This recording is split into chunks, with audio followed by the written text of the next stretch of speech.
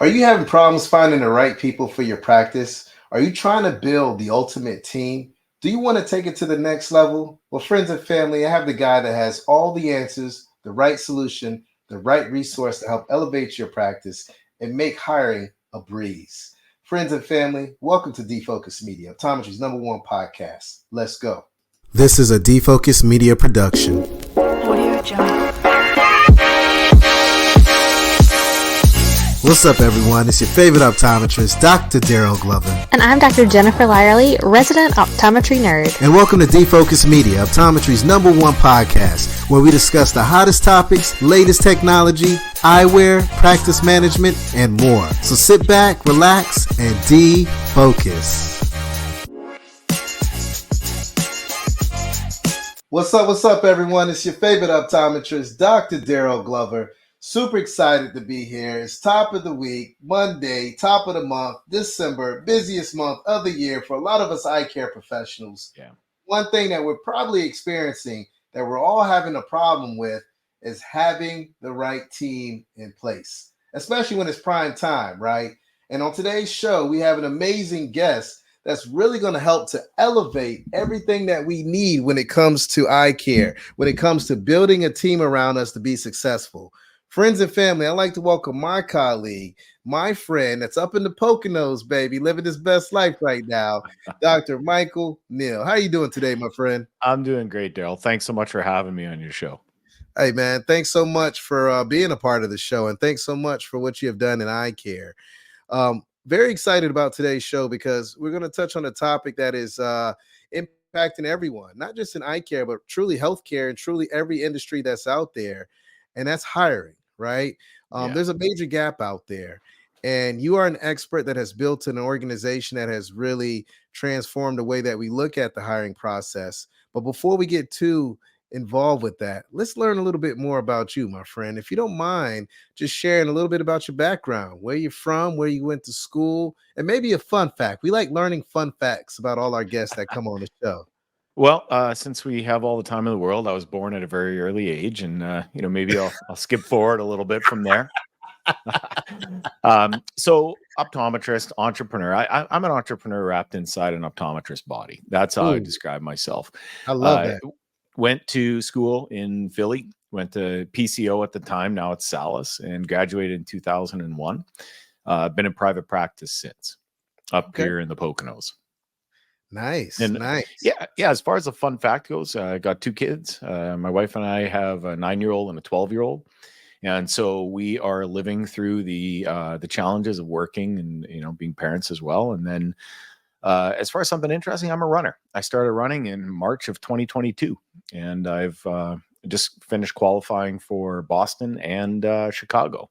Oh wow! So that's a big deal for me. It's something that I thought was completely unachievable. And I was able to do that. So, Awesome. it helps when you think a little bit differently as to what's possible. And that's kind of one of the themes of our discussion today, isn't it?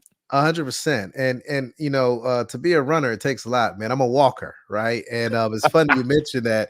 I actually started getting back into walking last week because Good. And I'm putting these shirts on and these buttons and starting to shoot shots off. I almost took my wife out the other day because my belly got a little too big and the button couldn't, hold anymore. So, I got to step my game up and lose some weight and get healthy, especially going into this peak season, man. And I'm not getting any younger. I'm in that 40 plus club now. So things are changing and my body is changing, man. So I got to step my game up. Yeah, that's what we all have to do. I mean, optometry is not exactly the hard lifting physical profession. We are not digging holes all day long. So, there's that. Right. Well, let's jump into it, man. I love to learn about my guests. We got that out the way, but I also like to learn about their why. Because I feel like once we start talking about your why, your purpose, it really helps to set the foundation for the conversation for the remainder of the podcast, right? Because we're all living in purpose, but we got to know about that purpose before we get too much into the guts of the conversation. So if you don't mind, maybe sharing your why. Ooh, that's a good one. I'd say it's twofold. The first why did I come up with this process? It was desperation. chaos. I mean, the gun was to my head with our practice. We were hiring using resumes and getting horrific results one after another. So the why there was we had to solve that problem in order to stay married and continue practicing without going absolutely postal. And anybody in a husband-wife practice who's having HR problems, I mean, thankfully we don't anymore for the most part, but Yeah. that was 2017, and that's the first why. Yeah. Why did I turn it into a company? Well, the reason there is I didn't do it on purpose. It started out with getting great results for a practice, and of course, I talked to some friends about it. Next thing you know, I was doing it for a retinal specialist friend of mine, a dentist friend of mine, and now we flash forward. We're in almost 40 states plus Canada throughout North America, and we're doing it in eight different healthcare professions. Wow. So we've been able to learn a lot and help a lot of people. And to crystallize the second why, it's to help average folks get amazing jobs in healthcare where it changes their lives, helps them, their family, just have a much better life for each of them. So kind of like what we do on the eye care side of things with patients, we improve their lives. I'm able to do that one day a week when I'm seeing patients, but I'm also able to help them with, just better careers, better lives, not just in the Poconos, but throughout North America. So that's my why. Well, hey, man, that's a hell of a why. And that's a lot of different industries and folks to be helping out. Kind of Yeah. paint a picture of what your practice looks like, right? Because, Sure. before we get into some of the problems that folks experience in HR and hiring, I think it's good to kind of paint that picture because Yeah. I always like for folks to see themselves in what they hear and see on the podcast, right? Because a lot of times Yep. you hear things, you're like, that doesn't really pertain to me. So if you don't mind painting that picture of maybe what a day in the life looks like in your practice or what the specialties are, how many exam lanes, kind of paint that picture for us. Yeah, absolutely. Well, our practice is a small rural practice in the middle of nowhere. We don't have a talent pool, we have a talent puddle, and it's about a couple inches deep, and that's it. So if you kind of look in the mirror, I'm your regular old optometrist with my wife and I, husband wife practice. We've got a bunch of tech rooms, couple of exam lanes. I think 3,200 square feet is the size of the practice. We Nice. do very, very well out of that square footage. High volume practice, mostly medical. We were able to turn that corner years and years ago. And I'd say the key differentiator between our practice and others is two things. One, we do very little as doctors. Um, it's not what you think. It's that the team is. We have a team full of A and B players in the practice. And those team members work at a really high level and they are fantastic. So we don't have to do much. We're able to sit, talk to patients, in a concise and meaningful way. But it's a very, very enjoyable day for us. And it's all due to the team members that we have. And it most certainly did not used to be that way. Yeah. Nice. Well, let me ask you this, and I'm gonna get back on track here, but you mentioned rural Yeah. optometry, rural practice, medical Yeah. practice. I work with a lot of students, a lot of new graduates listen to this show. And a lot of them are, trying to decide, should I go to rural America to practice or should I go to the city? Because as you know, in rural America, Yeah. there's great opportunity to help a lot of people and change lives, and that scope is just so wide. But Yeah. also, I mean, let's keep it real, it's a big payday as well. For those students that are out there that are kind of on the border, what would you Mhm. say to kind of push them over to say, come on over and help out? I know there's definitely a need, but you've been doing this for quite a bit of time. I'd love to get a little more insight on rural optometry on your end. Yeah, so there's so many reasons. I wouldn't dream of practicing any other way. There's nothing wrong with that. I'm not saying that one's better than the other. It's just it's a great fit for me personally. I love being I mean, in some ways, I guess the country doctor. It it's fascinating. We don't have very many ophthalmologists around us, and Okay. so oh good lord, the pathology that walks through our front door would shock you. Okay. I mean, it's just ridiculous. On the other hand, it's wonderful because there's no such thing as a boring day. I can't remember the last time we had It just doesn't happen. In fact, we brought on an associate recently, and we're seeing patients there with levels of complexity that she just shakes her head. But it's not that we're geniuses. Well, she might be, but I'm definitely not, as you can tell from listening to me. It's location. I mean, we are the ones that provide eye care in the middle of nowhere. So you have to see the people that walk through the front door, and that's a great average workday. Gotcha. I love it. I Yeah, love it. Well, that's a good segue. I want to give a shout out to our partners, Iveric Bio. I want to play a quick commercial from them, partnership with them, and then we're going to jump into your organization. We're going to talk about nice. building a team, and would love to hear the systems and Yeah, processes that you have in play to change the game for our colleagues out there. terrific. Sight. It awakens us to the present moment, guides us through essential daily tasks, shows us the road immediately ahead, and a future we can only hope to witness. Sight gives us hope, but retinal diseases can take our sight away, along with the hope that goes with it. At Iveric Bio, we see a world where vision is preserved. Our mission is to deliver transformational therapies for people with retinal diseases so they can live with hope in sight. The freedom to drive, the ability to work, the comfort of looking into a loved one's eyes, or the simple confidence to knowingly say, I see. Iveric Bio. Hope in sight.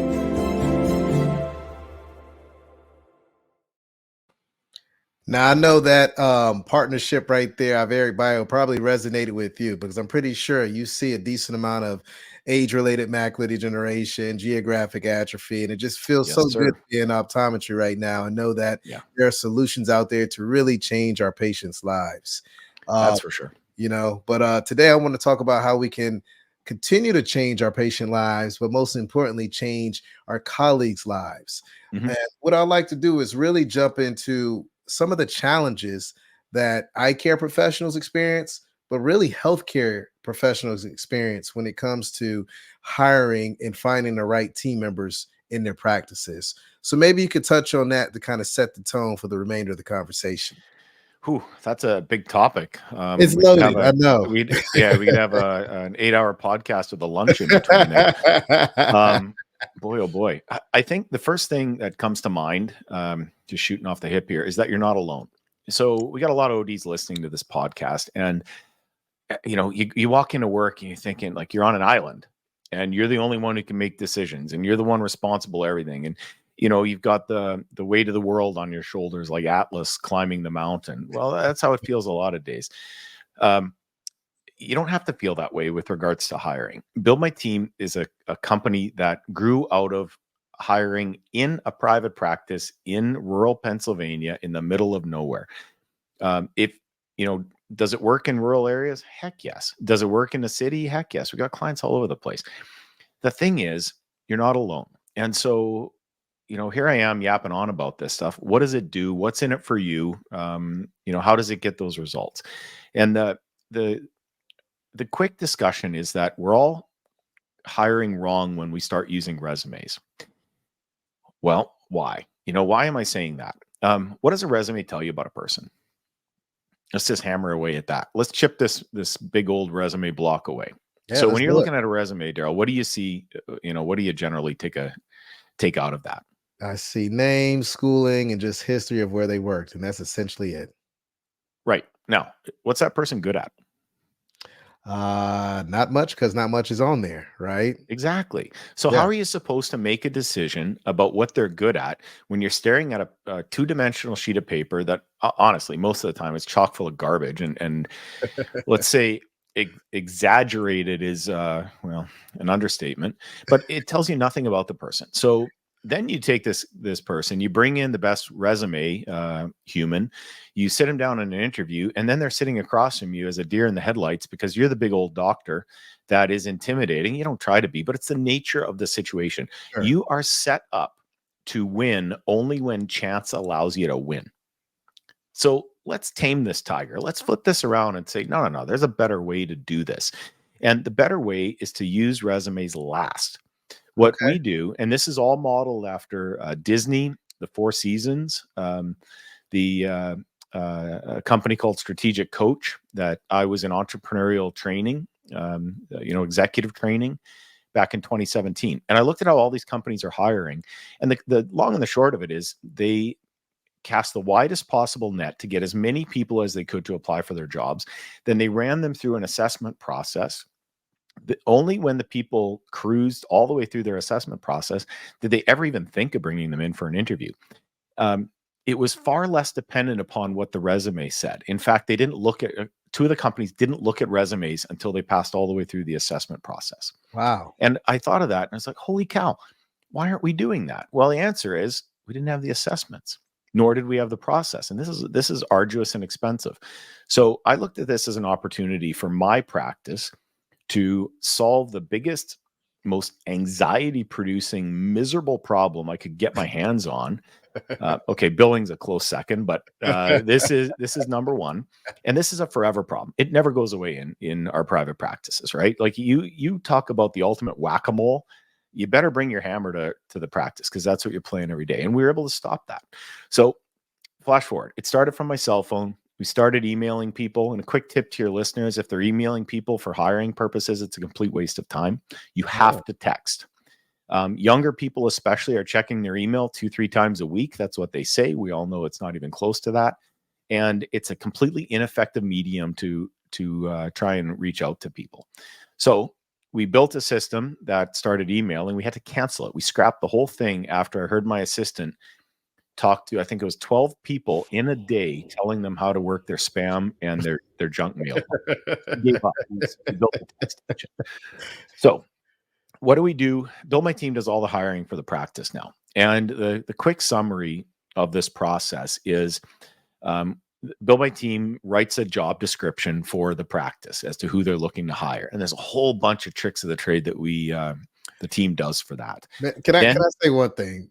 Absolutely. Michael, Dr. Neal, job descriptions, they're the same when I look at it online. It's like, I feel like one company comes up with one and everyone just copies it and, changes out a few words here and there. Am I the only one that sees that, or am I just losing my mind? I mean, like, it seems like no one is innovative or creative anymore. Yeah, you're right. And our job descriptions we use very specific language that gets certain types of people interested. It's the first filter.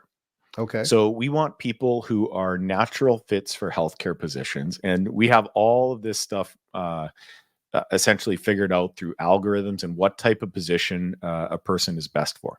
Okay. So that job description goes live. It's published out to over 20 different job boards. Now, why so many job boards? Well, in our process, we're going to reject almost everybody.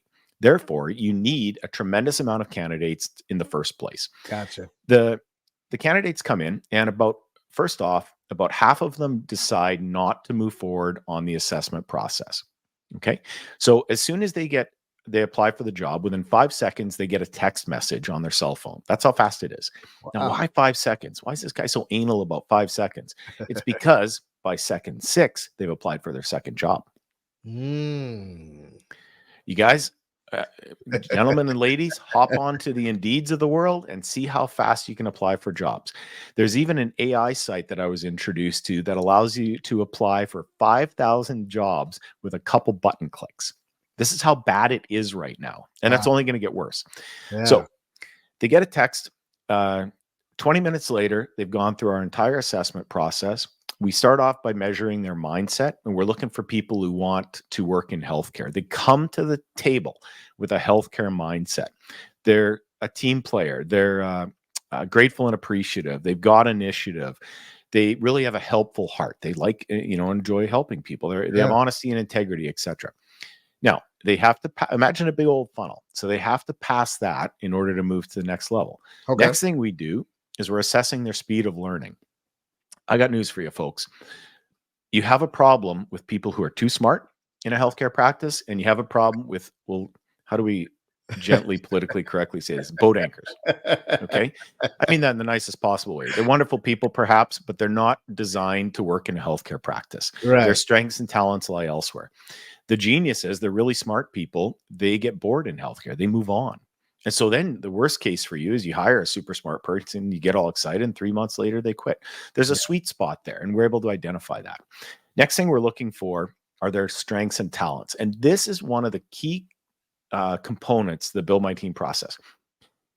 We aren't looking specifically for experience. What we want, and that's a little bit of a trigger for some listeners, but we want people who are naturally talented and have the strengths for the position that you require. Okay. So what I mean by that is, let's say somebody comes in for a front desk position, which we've all hired for a million times. Do you think that you need somebody with a low stress tolerance or high stress tolerance? High.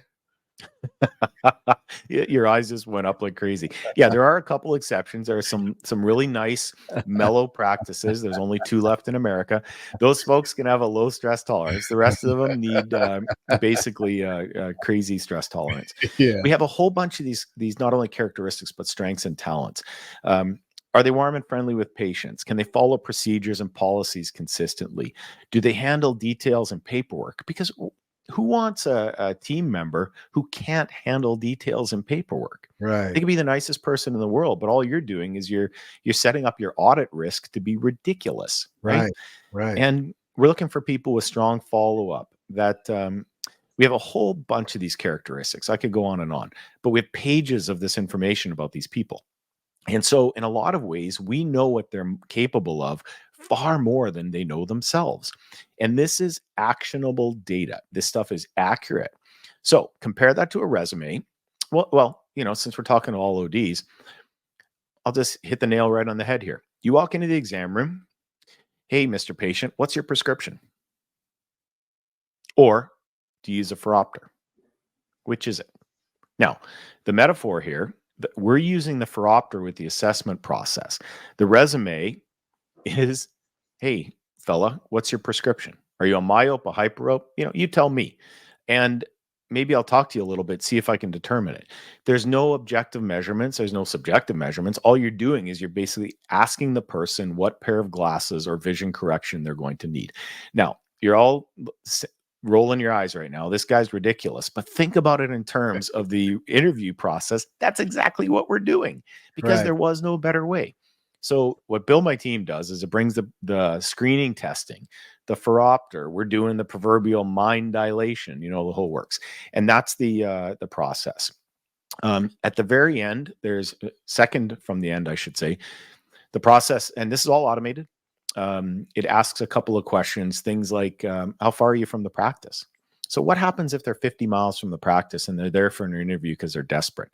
We all know that's never going to work out. They're going to drive by a chiropractor, a dentist on the way, like whatever's going to save them gas money, right? That's how reality is. Yeah. So we ask them 13 different knockout questions where if they're unable to answer yes to those, they exit our process. And like your hours of the practice. And this is all automated. If you can't work the hours, we can't work with you. Okay. I understand that your babysitter is unreliable. I get all of that, but this is a practice that requires people who are A players and show up. And that's how we deliver that type of experience. Next thing, all the people that fly through these assessments, they go for a video interview. So our team does a video interview, and that is where let's make sure the rubber meets the road here. When those candidates are all done through the video interview, we send them over to the practice, and the practice makes a selection. So from soup to nuts, this is a process that will take a practice owner approximately 30 to 60 minutes of time. That's it. Soup to nuts. Wow. Now, you can spend more time on it if you want. That's fine. But our all-time record is a retinal surgeon who texted us, I need a heartbeat. That was his request. Look, I'm not making this up. Everybody knows retinal surgeons knows that this is probably a realistic story, which it is, but I need a heartbeat. And we had that was on a Sunday night. This is our all-time record. We had a person hired on Wednesday. She showed up for work on Thursday. Is that realistic to think that that's going to happen? No, of course not. But and she was with him, I think, 4 years later still. So that's a terrific outcome. But it shows that an automated system with that's working 24 hours a day can produce results you don't think are possible. And that's one of the outcomes of the service. I'm blown away. I mean, you guys have thought this through from top to bottom, side to side, all the way around. I mean, just the one thing that hit me was the distance questions, right? Yeah. Like that's something you never think about when you're hiring, right? But to be able to have that be a part of this process, that's game changing because to your point, folks that are desperate, they'll drive an hour, they'll drive 30 Yeah. minutes. And they may have family members that they have to go back and pick up from Yeah. school, and that causes an inconvenience, and that can cause some errors at work as well, right? Because people are Of course. concerned about getting to their loved ones, which I get it. Yeah. I have kids, I want to make sure I'm there and pick them up as well. But these are things that we have to look at, and you guys have kind of put everything on autopilot with us with this process, with this system that you have, and make it more efficient. I love it, man. I love it. Well, and the point is, you are running a practice that only succeeds when your team members show up and your team members are A players and B players. And a quick thought about that. A players they love working with A players. They'll tolerate B players, but they'll quit their job because of C players, and they'll never tell you why. Yeah. So a practice can operate unbelievably well when you have A and B players, but you never get out of the mud when you've got C players that are in the mix. And so one of the biggest learnings for our private practice was that we had at the time a whole bunch of people all over the place. And over the course of a couple quick years, we were able to replace all but two. And those two people are fantastic. They stayed. We slowly but surely and methodically replaced everybody. And by doing that, we dropped our head count down by 4 people. Our net income more than doubled. Wow. Wow. More than double. Now, there's going to be a whole bunch of people that don't believe a word I'm saying when it comes to that. That is not possible. Well, I'm here to tell you that it not only is possible, but our workload, our patient volume increased throughout the process and our workload decreased. We're now working Monday, Tuesday, Thursday, and Friday with 1 Saturday a month. Gotcha. Well, I mean, you now have the right pieces in play, right? Yeah. So it's one of those things where, one person is not making up for 3 people, right? So Right. you're working more efficient, you're working smarter, you're not working harder, you got the right pieces of the puzzle. It makes sense. For those that have never been in a practice and experience folks that don't, do what they're supposed to do, it could be a hot ass mess. And that hot ass mess is going to impact that bottom line. It's no doubt about it. So I'm a believer. Well, iCare produces maximum net income when things run like a Swiss watch. It costs you, like turnover, for example, is ridiculously expensive. We did a study in our practice. It's a sample size of 1, but if the question I wanted to have an answer to is how much does it cost us to hire and fire a person if we fire them by the 14th day? Now, how many folks have actually brought on somebody and got rid of them by the 14th day? I mean, the answer is almost nobody. They have to do something egregious, but it was $4,500. And on the Build My Team website, we have a case study on this. It was $4,500. And I scratched my head and said, that can't be right. And then they broke down the math. The team broke down the math. I'm like, oh my God, this is where we've been having all these problems. Like, no wonder we can't, achieve escape velocity. It's just we're stuck in the mud. And so that was a big learning for our practice that we needed to do a much better job of this, bringing people on, onboarding, that type of thing. And, the shameless plug is that the Build My Team service is a fraction of that. Well, let's talk about that in a little more detail, right? For those that are listening to this podcast and they're having problems with building the right team, right? They're having problems with having the right players. They're having problems with figuring out how they can increase that bottom line. What's the best way for those out there listening to get in contact with you?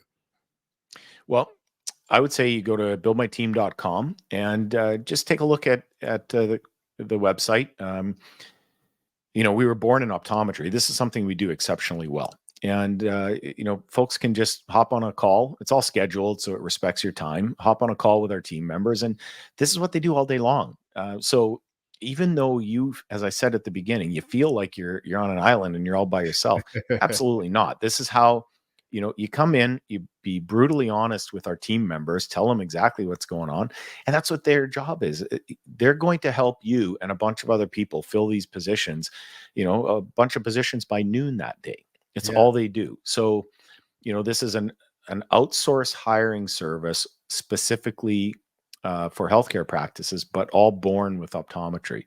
We've got a lot of experience doing this throughout throughout North America. And are you doing this at scale? Is it just, solo private practices, or is this multiple private practices, corporate Yeah. optometry? What does that look like? Any private practice that wants to work with us, that's up to them. We don't limit sizes or otherwise. We've got some big group practices that are large, and those clients, they drop an email. Here's the name of here's the position we're trying to fill, and then they sit back and wait. I mean, this is all on autopilot with these practices. The amount of time they spend is so little. But it has to be, because now their time spent on the big picture stuff that they used to never get a chance to do, because they were living the life of a death by 1,000 paper cuts trying to hire people and all these Yeah. resumes, Yeah. Yeah. I love it. I and love and it. so it is a big difference. Awesome. Well, hey man, this has been great, Dr. Neal. I've learned a lot. I love what you touched on when it comes to resumes and Thanks. not putting that first, and just what you Yeah. truly pull from a resume. I love that you guys have this smooth system, right? That Mhm. takes in account essentially everything. Just to be honest with you, as someone that hires, we kind of get stuck in doing the same thing over and over, right? Yeah. Our algorithm is outdated and we Yeah. need to update it. And the Build My Team has that algorithm that can take a practice to the Mhm. next level, that can increase that bottom line, but Yeah. most importantly, make those patients happy, right? Because you're fitting the right piece, the right player to cater to the position that's there. Friends and family, tap in with Dr. Neal. Check them out, check the services out, elevate your practice, hit up the website and learn more. Dr. Neal, while I got you here, man, I got to ask you this. I ask all my eye care professionals this before they leave the show. When it's time to retire your phoropter, when it's time to walk away, what do you want to be known for? What kind of legacy do you want to leave behind in this amazing profession of optometry? Hmm. Wow, what a great question. Other than first of all, I'd separate this into two. Patient Okay. wise, I love seeing kids. I love helping kids see. It never gets old as far as the reward for that. From the professional side, on the Build My Team end of things, imagine how many kids I can help if I got amazing teams in thousands of practices around the North America, all operating at a much higher level. Yeah. So it sounds a little ridiculous, but we're doing that at a good level now, and it just keeps getting better and better and more effective, because we get feedback from our clients on what needs to work a little bit better for their practice, etc. And the more we work with them, the more we learn what they like in terms of the types of people, and essentially the algorithms um, for what makes a person successful in their practice, and that just keeps getting better. Yeah. So we follow this big, massive feedback loop, and that is helping me help all kinds of folks who will never ever know who the heck I am or Build My Team is, but it helps create a much better environment for practices to be incredibly successful in. Love it. Love it. I'm sitting here thinking, with this way of how you're doing business and the algorithms that you have created, when it comes to that technician position and being able Yeah. to have the right buzzwords or the right algorithm, what I'm thinking is not only are we going to help those patients, but you Mhm. actually might have the secret sauce, the secret formula to create more optometrists, more interest in optometry down the road. Yeah. Because we all know technicians, That's a great resource for the pipeline for optometry or optometrists down the road. So I'm curious to see, and I hope you guys are collecting data as time goes by. How many of these tech roles turn into optometrists down the road since you're doing all the math on the back end? And maybe this is a system that the schools can actually use and leverage to get better talent for optometry as well. Just putting it out there, man. Yeah, there's no doubt that like you're talking about planting seeds and seeing what they develop into. Yeah, Because we're putting people in positions that utilize their natural strengths and talents, they can excel. yeah, This is not it's not rocket science to do that. It's tough, it's a logistical challenge to make that happen, but we solved that problem. yeah, The outcome when you get somebody who has natural strengths and talents, who walks into a practice, who can do that type of tech role, they think it's easy. They don't understand why it's hard for everybody else. And then maybe they're thinking, well, this doc's got a pretty good gig. yeah, Maybe I could do that. And yeah. then next thing you know, they're talking to the optometrist about it. Next thing you know, they're applying for school. And that's terrific. I mean, Yeah. what a win that would be. Imagine how on the pay it forward concept, imagine how that pays forward for the entire profession. I love it, That's a man. big deal. Yeah, Yeah. absolutely, man, because there's definitely a shortage. But Dr. Neal, man, this has been fantastic. Thanks so much for being on the show today. Thank you so much. Yeah, man, we definitely got to have you back. I think we should have an update. Maybe you can give us an annual report of where we stand in optometry with, job vacancies and things like that, and update us on the technology and where you're going with the algorithms and things of that nature, man. Because That sounds I fantastic. kind of geek up off of this stuff because I've been in the eye care industry for almost 20 something, 22, 23 years. Yep. And I've seen a lot of people come, I've seen a lot of people go. I've seen a lot of people stay. And, I'm just always interested in just knowing why these dynamics are taking place.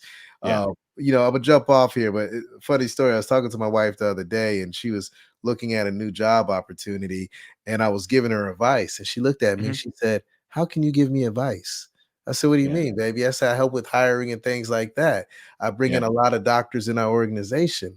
And then she said to me, "You've been working the same job since 2002. And I sat down and I thought about it and I said, well, Yeah. damn, you're right. I was a technician for this practice. Then I went and became an optometrist and I came back to practice Yeah. for this practice. So I really haven't had to apply for any jobs.